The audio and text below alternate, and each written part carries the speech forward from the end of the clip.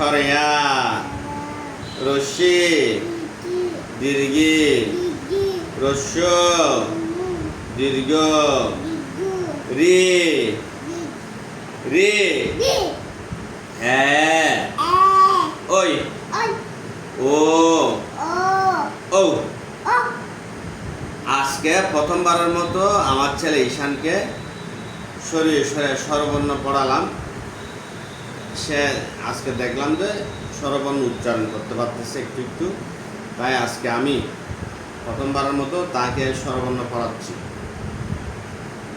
বলো সরিয় সরিয়া রস্যি দীর্ঘি রস্য দীর্ঘ রে রে হ্যাঁ ওই ও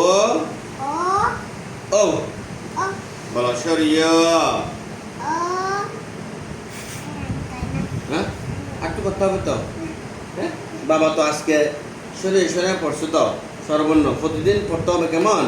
এটা তোমার বই, এটা কি তোমার বই? এটা কার বই?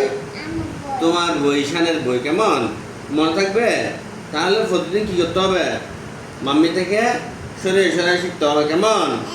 দিদির থেকে সরে সরে শিখতে হবে। পড়বে তো? দুষ্ট করবে নাকি? না দুষ্ট করবে না, আমার ছেলে একদম দুষ্ট করবে না। তাহলে আজকে বাবা কি পড়াইছি তোমাকে?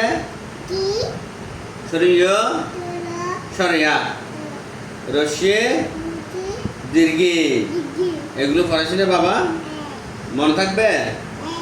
আজকে কি পড়াইছি তোমাকে? আজকে কি পড়াইছি যে বাবা? না কি পড়াইছি যে? সরিয় সরিয়া রস্যি দীর্ঘি বলো সরিয়। হ্যাঁ আর না একটু বলতে হবে তো।